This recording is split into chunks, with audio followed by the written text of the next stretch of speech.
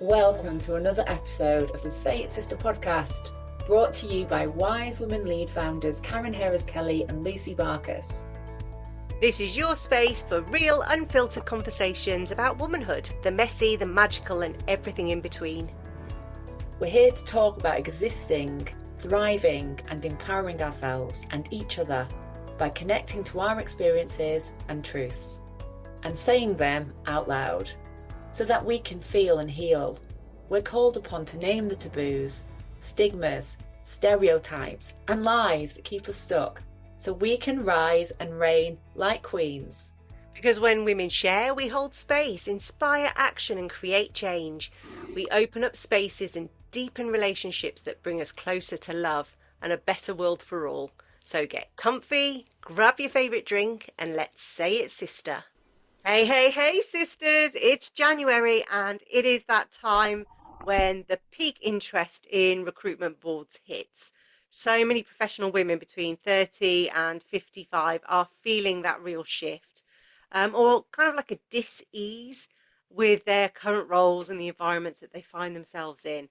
And a career that may have once fit absolutely perfectly now might feel a bit tight or misaligned. This is more than post-holiday blues, the new year, new me kind of rush. It's a feeling that the path that we're on isn't right for us anymore or doesn't quite fit. The ladder we've all climbed suddenly looks like we're on the wrong one. And beneath all of the responsibilities and the success and the good life, there's a deeper questioning rising. Is this it? Is this what was meant for me? Hi, Karen. This episode is so needed, and I'm really looking forward to exploring the truth about midlife pivots, or what used to be called the change. Not the dramatic quit your job and run away version, but a grounded, courageous realignment into who we are today. We talk about purpose as something that's evolving, not fixed, and really stepping into what's next, even if sometimes the path isn't clear yet. And of course, how everything starts with a seed. Sometimes it's a seed of doubt or a seed of curiosity or just like that kind of pull to say, this isn't it anymore. And when we connect our hopes and our fears to our deeper voices, we discover a depth of meaning which often sparks the next best step. It can be a new chapter or a totally different story. Let's dive in a little bit deeper. Let's start with a question. Lucy, this is over to you. Why do so many women in midlife feel called to make major changes? I think there's part of feeling like I'm a grown up now. And I think it takes us until that midlife point where we actually start questioning ourselves, who we are, whether we're happy. And we often rush through our 20s and even our early 30s to some extent, like doing all the tick lists that we should be doing to be the good girl or the successful one. And then we get to that point, we're like, well, I've done all of that and something doesn't quite feel right. And I remember it so vividly at, various moments in my 20s and mid 30s. And I just made huge leaps, which we can talk about a little bit later. And I'm really glad that I did because it took me on different paths and stuff. But it was almost like yeah, misalignment in myself, like a flatlining or something. And I just like, I have to jump. I have to be brave. I just have to do this. However, when you get to the midlife phase, it's different. And I think there's a little bit more discernment that comes in because your body is changing, the world around you is changing, you've got more experience. You start getting to know yourself, but also questioning everything about yourself at the same time.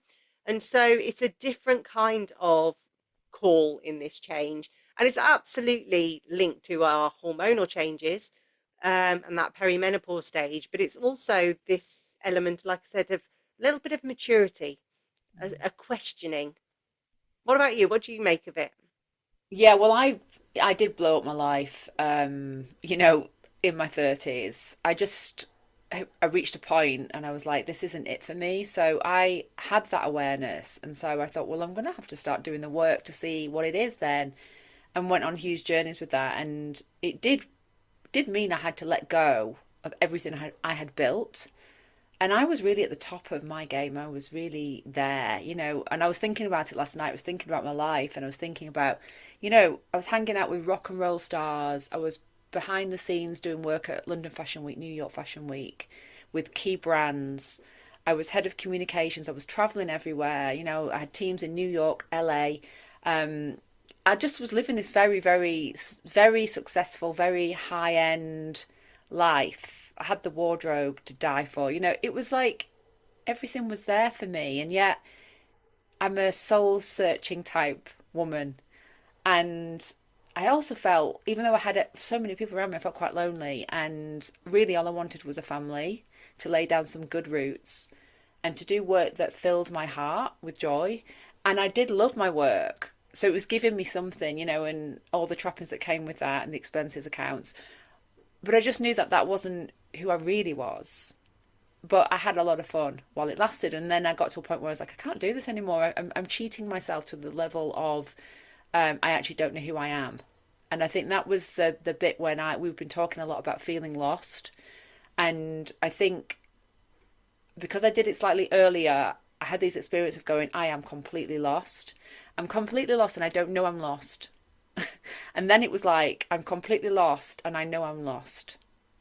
And that was the moment when I was able to articulate how lost I was and align myself back in with, okay, it's okay to get lost. I think that's part of our life's journey, to be Yeah. honest.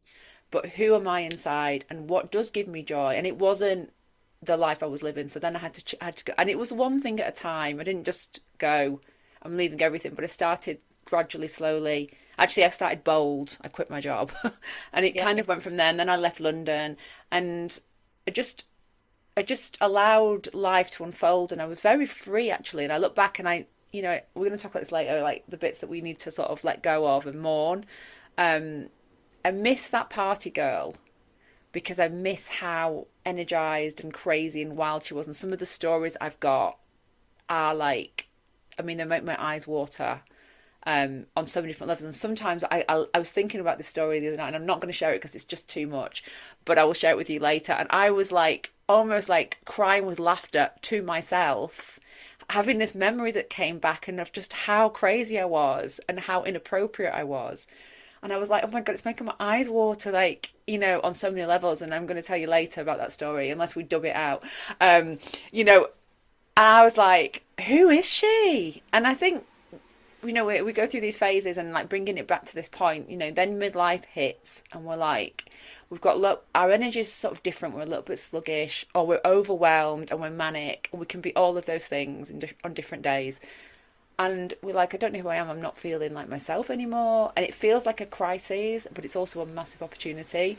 And for me, that calling for help, knowing who to go to, what to sign up to, where to put your energy is really important because that will lead to, that unfolding as we step into the space of who we really are and that it feels like a becoming, but actually she's right inside. And it's that different version of us that are slightly more mature, you would say, older, the matriarchal wisdom that we all have and we have it as children as well. And a lot of people are calling it the second act, which I think is brilliant. And I've got clients who are like, I'm on to my second act. And they've been through some hard stuff. And now they're embracing their second act because they've gone, it's up to me. I have a choice. I can choose to be part of that, or I can choose to be part of this other thing here that's unfolding for me. And they're stepping in. And I've got a lot of people starting new roles this year, and going at it from a different place, from a It's got place a of different wisdom. energy and intention to it, hasn't it? When Yeah. you're doing making these choices in midlife, and I see that as well. I've got quite a few of people in my circle who have made complete pivots, and when they tell me, I'm like, where did that come from? But actually, when they tell me the story of their thinking, it's like, yeah, that makes total sense. And then I've got other people in my circle who are resisting it. They're not ready to let go yet, so they are saying yes to things because they're seeing actually younger colleagues getting promoted above them, and often they are younger men, and they're like, I have to stay relevant, so they're pushing themselves and taking more on and taking more commitments, and it may they may think it's pleasing their employer, but actually, they're just being sucked dry. Yeah. And so I'm just waiting for that pivot moment when they're like, I just can't do this Yeah. anymore. And I just wanted to reflect back on, you were talking about your heydays, and probably at the same time, I was there with a young family, married with a young family, and I did all of my wild stuff in my very early 20s and my teens. Um, and there does become a different energy to the decisions that you make and the blowing up of your lives in your 20s and 30s. I still went for great promotions and brilliant jobs and things like that, but there was always a consideration that Yeah. I'm not completely free. um, and even when I left the corporate world, it was because a redundancy offer came up, and they said you could look for a job internally, and I started looking at the jobs internally, and everything felt flat. Nothing got me excited. And that's when I knew that I was a little bit lost because I couldn't see my way through with, staying in the industry. But equally, I didn't know where else to go. I'd never run my own business, I'd never worked in another industry. So I felt completely lost. And so I started asking lots of questions. And I remember going to all of my, the people who mattered to me, who I trusted within the organization. And I said, what would you think of if you thought of me? And the words that were coming back were things like, you're an empowerer, you believe in us, you're a team builder, you're an inspirer. And then something just landed, and somebody just said, you're a coach. And it just was like everything just stopped for that moment. I was like, yes, I am. Yeah. And that was the journey that took me. So wherever you are in your life, whether you are in that mid 30s point or towards your late 50s, I think when you start asking those questions about who you are, what matters to me, where am I? Am I supposed to be on this path? It might feel like you're just getting yourself even more lost, but I guarantee at some point something will just land and you'll be like, yes, that's it. Yeah. That's always been my experience, and I know that's been your experience too. 100%, 100%. And it's always evolving, isn't it? But I think the work we do today, we were also doing that work in our own careers. We were always backing people and giving people our time and listening intently and really getting into the crux of actually what's really going on here. Like, I'm not interested in the superficial, I never have been. But I did live a superficial life. But underneath it all, when I was with people, I was always digging. I was like there, digging, digging, digging. That's what's really going on. And then it just made sense really to evolve. And I think the big thing that I'm thinking about these days is there's a need for education. Like, we are coaches, we are leaders, we're also educators, we're also educating people on what's really happening in the world because of the illusions that exist, because of you don't know what to believe anymore. Like, people are not consuming news for various reasons. So they're going onto their phones and they're looking at social media, and we've got lots of influencers out there that are presenting themselves as experts with no expertise, they haven't done the hours, they haven't done the work, and it's hard to know who to follow, who to really listen to. And I feel like this place of education, for me, in the world of AI, is becoming more and more important because it's so easy to get information, but actually, where's the real information coming from? And I follow the people who I go, that person is solid, that person is a true Yeah. professional, that person really knows their stuff. And they're not just saying it because they've got it from AI, but they're saying it because behind the scenes, they are the ones doing the work with women, with men, or whatever, we're going for. And they're speaking it from a space of like real deep truth, which is the work that we're doing. So I've gone off on a tangent there, but it feels important. It feels important to sort of bring that back in because as a source of information, we all have our own wisdom, but we are also looking on the outside world and we're wanting to be sort of, this guidance, this leadership, this who do I follow, I think is really important.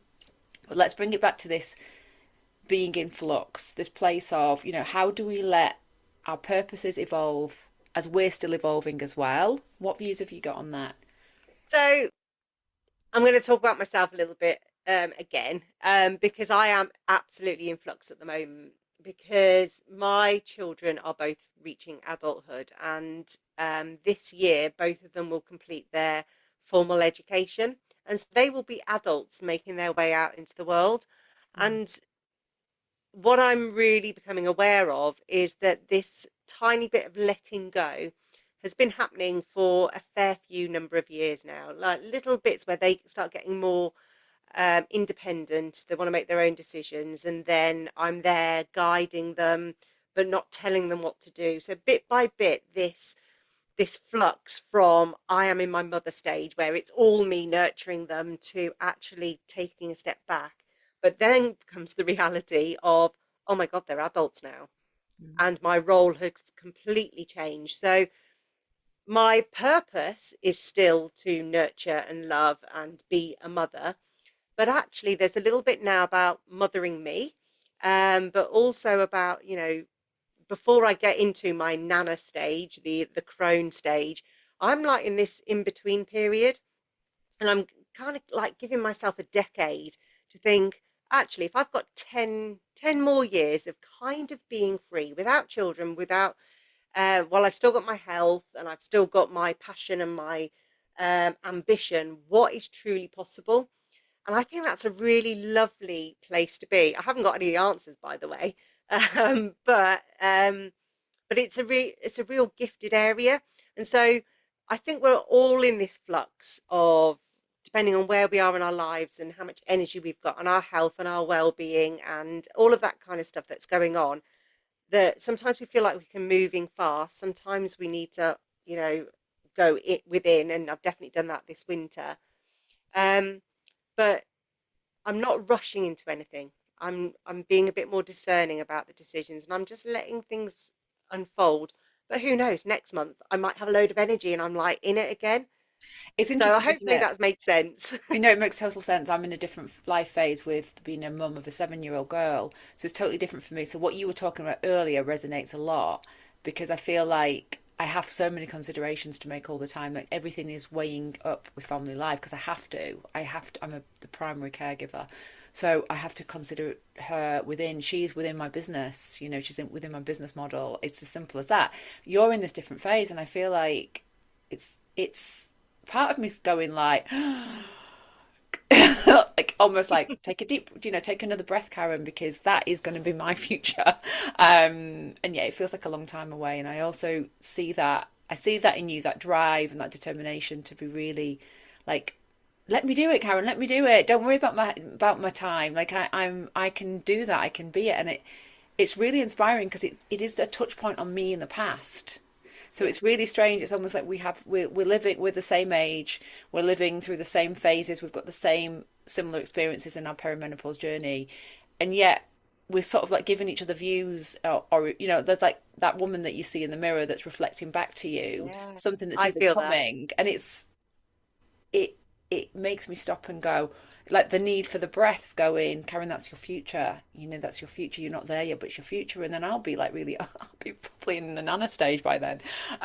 So yeah, and I have this big trust of everything working out as it needs to for each one of us, and not, whilst we see the glimmers and the reflections of ourselves in other women, we have our own journeys to make, and wherever we are is just exactly where we need to be. And it brings me into this state of flux again. And I think as women, the thing that we forget that is our superpower is that we live in flux all the time. Our hormonal changes, our monthly cycles or our non-monthly cycles, our body is built for constant change, and we know how to navigate that because we've done it since we hit puberty. So for us, actually, what we don't know very well, what we're not designed to do is flatline. We're not designed for that. We're designed to be this emotional flux change energy in the world. And we are brilliant at going, that's not working. Something else is needed. There's an energy shift required. We need harmony. We need conflict. We need different discussions. Like we're brilliant at that. And that's why we're such amazing leaders. But we're also in constant state of change. And I think we've been trained or told that we need to be flatline and baseline all the time and stable. I'm going to use that word, and this perfect balance thing, and it's just an illusion because that's not how we're designed to be. And when we can embrace the power of it and the soft energy of it, as opposed to trying to force ourselves into like molds that were never designed for us. And when I think about letting my purpose evolve, I just always go back into what have I always done and been. I've always been kind. I've always been extremely loving and generous. For me, I've always cared so much about other people, to my own fault sometimes, and I've learned to reset that. And I want to leave the world better for me being here. So therefore I have to make very conscious choices. And so when I go back to that, it sets me straight. It's like if I make that decision, am I opening things up or am I closing things down? Am I in a creative place or am I reacting from negativity? Am I am I shutting things off, shutting people down, or am I co-creating with them? Um, do I have all the answers to everything? No, I don't. Do I want to? No, I don't. I think the thing that I get tricked up and tripped by is that I have a need to know and a need to control, and I have to let go of that, and I have to keep reminding myself that I can't possibly know, and I don't need to be in control. But what I need to know is how to sort of come back in and regulate myself and calm myself down and then go again. So it's that piece for me. And I've been doing mood boards for 22 years. And the years when I didn't do those mood boards or those vision boards, they were really strange years for me. So the other thing I want to say is it's really important to have some idea of, without controlling it, of what you want, who you are, and how these two pieces fit together, and then to sort of be back into that flux and flow. So it's like holding space for many different things in one time, but there's a power in it and there's a magic in it. And I feel like if we can take the time to tune in, listen to what's happening, look at where we're at in our life, look at what we want more of, what we want less of, and stay connected to that throughout our year and keep coming back to it, we're going to get led, and we'll know what to do, and that's all we need. So it's a very loose plan. Yeah, and I'm all for that because so many times I've set real clear goals, and then actually life happens, and you get steered off, and you feel pretty crap. You're like, I'm a failure. So yeah, now I tend to look at themes or intentions for the year rather than setting hard goals. Yeah. And coming from a sales performance manager's background, to go against targets and goals and milestones, it was quite radical when I first rejected it. But the one thing that has been my greatest guiding light, because I too do vision boards, and I do like my oracle cards for the year, but I always come back to notice the signals. So if there is a reoccurring feeling like where if you're working with somebody with a particular energy, or you're going to that meeting and you're so checked out from the same conversation, or whether it's the office politics or it's the commute or whatever the thing is that is making you feel uneasy or energy draining, just keep noticing those signals. Now, it might be that it's a certain time of the month, every full moon or every dark moon, that you start feeling like this. And so that's a signal. But it might be that it is just certain people, certain situations, or it might be that you're just bored because you've Yeah. reached as far as you're going to go in this job, in this phase one, and you think, I need something new. And it doesn't have to be something radical, it might just be a shift or two to the left or to the right. Mm. Or I always said that careers are a little bit like a game of chess. It's not just going directly forward. Sometimes you have to take a sideways or a diagonal move. But noticing those signals, those coincidences, the people that come into your lives, maybe it's a certain post that you've seen on LinkedIn that suddenly appears, that's interesting. Just get curious about it and just notice, how does it excite you? Does it get you curious? Does it make some, yeah, like ramp up your energy again? And if Exactly. so, follow it. You don't have to quit your job and go and do it, but just get curious. And I think that's something that's always led me and other people. Follow the energy.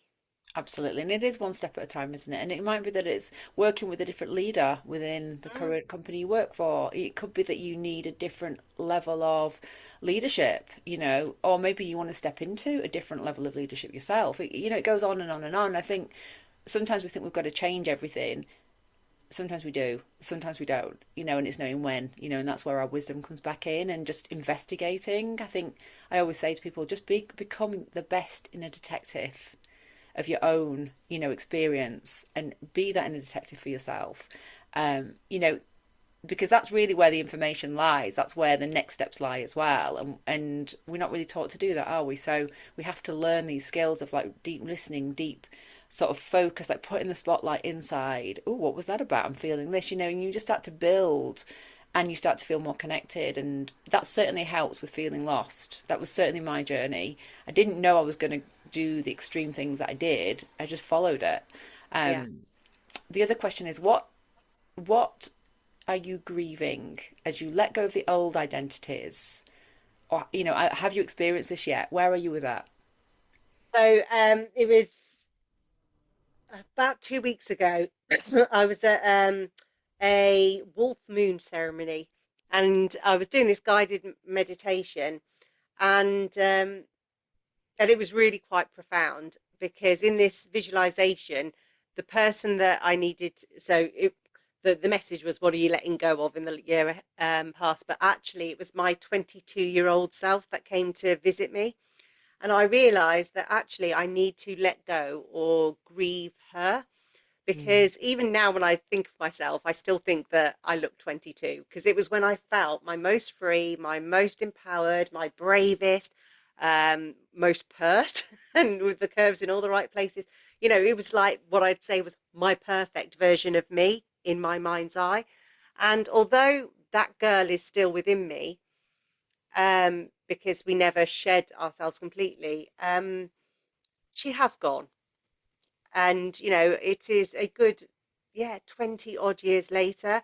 And so I allowed myself to grieve her, to know that she's not coming back, even if I was to go and have facelifts and like fillers, and I will never be her again, not only physically but actually emotionally. I've birthed two children, I've had divorces, I've done different careers, I've learned so much.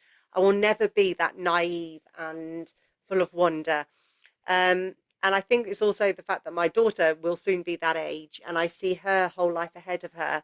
And I'm like, no, I don't want to be there anymore. So that was a big thing for me to grieve, that I am no longer the maiden. Um, and yes, now I am grieving that I'm no longer the mother in the same way. I'm not quite out of that phase yet, but it's happening. But it makes set space then for the wise me, the discerning me, the more creative and almost like spiritual version of me that allows space. So I think when you grieve something, you have to also notice what you're bringing forth, or what gifts you can now go do. What about yourself? What are you Well, grieving? in parts, I do grieve the party girl because she just loved being out and she was vibrant and, you know, she would always find the party and I could get anywhere when I was her. Like I went on tour with Oasis and Liam Gallagher said to me, "You could get where water doesn't." And there was just this part of me that was like, of course I'm going to get into that. Of course I'm going to, like find my way through that. Like there's no doubt, absolutely no doubt. I was like, that's where I'm going, and I got there, and I missed that because there was an energy to it. And I still find parts of me, she's still in there. She still has wisdom to give me around how I managed to do that. But I don't have the same.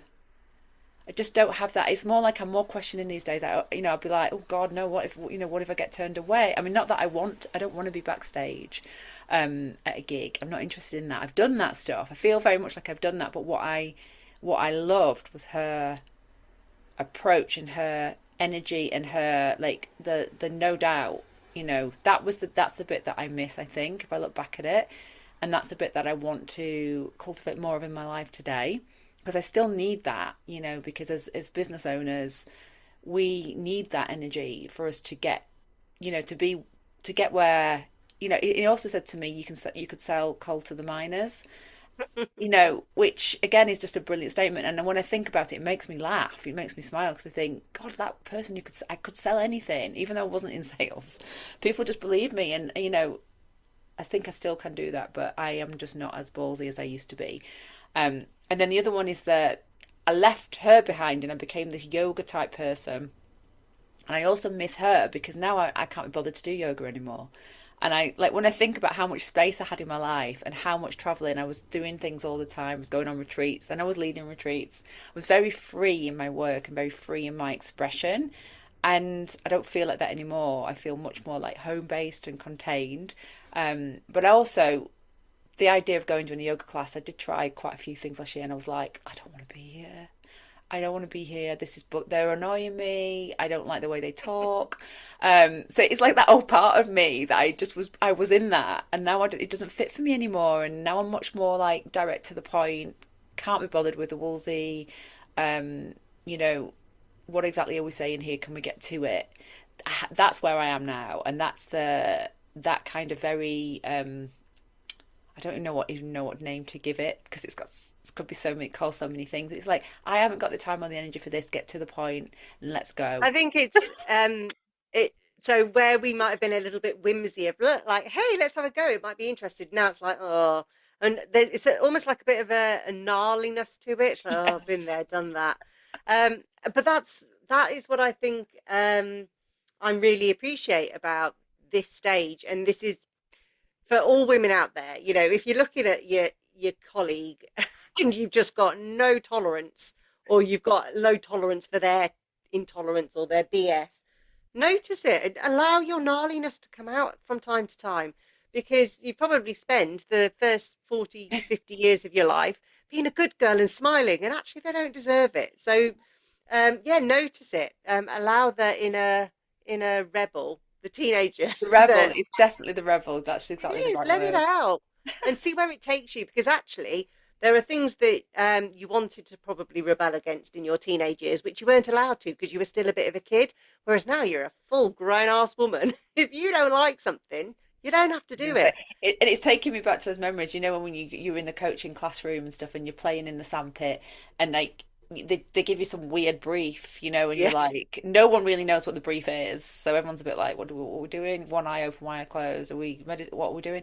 And you realise that. Looking back, I realised that no one knew what they were doing, but we just made it up anyway. And so Yeah. then you ended up somewhere, and you'd be like, no It was idea what. brilliant. You know what I mean? And it's like it's funny to look back on it and think, I've actually been in those rooms where people go, "What we doing?" And I'm like, "I don't know." Well, I don't know either. Okay, well, we'll just go with the flow, shall we? It's crazy. It's crazy to look back on that. That's like 10 years, 12 years ago, whatever, and just think, does anyone know what they're doing? I think it's that Well, do kind you of. know what? Most of us don't. And I say this to like my friends when because they always want to talk about leadership because they've all got leaders, and that's my field. And I just say, look, most of them haven't got a freaking clue what they're doing. Most of them are lost. Most of them are quite lonely. And that's why they come to people like me. But no, don't put so much faith in them and just realize that we're all just human. We're trying to figure it out. Nobody Yeah, actually has the answers. And so that's where you've got to go back to our original point about checking in with yourself, 100%. with that bit of discernment before you go and rush in like a fool, because you probably could have got away with it in your teens and 20s, whereas now the stakes are a little bit higher, which is Energy probably is a also perfect. lower, and energy is Oh, lower. God, Let's just be yes. truthful. Yeah. So, but let's wrap up now because, yeah, the energy is fading. The force is low with us now. Over to you What to wrap up. I want to say the importance, really, just to land in the importance of having that solid practice, whatever it might be, that thing that reconnects you back in to you, into that moment. Work on that. I think that's my wish, my desire, my hope for anyone listening, that we can just be like, this is my go-to, this is what I do to reconnect to who I am, so that I can make the best decision in this moment, and so that I can take this next step. And if you can stay in that space and keep doing that all the way through this year, have the ideas of the things that you love, work out what you don't love, and just keep following that, you're going to end up in a great place by the end of this year. So please keep us updated of your journey. You can send us messages via the Say It Sister app or via the Say It Sister social media handles, and we're always around to answer any questions as well. So keep in touch with us and let us know how you're getting on. Thanks for listening. It's time to keep saying it, sister. That's it for this episode of Say It Sister. If it moved you and made you think or made you feel seen, hit follow, share it with a sister and leave us a review. And remember, your voice has power and your essence is wisdom. So speak your truth and live a true and empowered life. Until next time, say it, sister.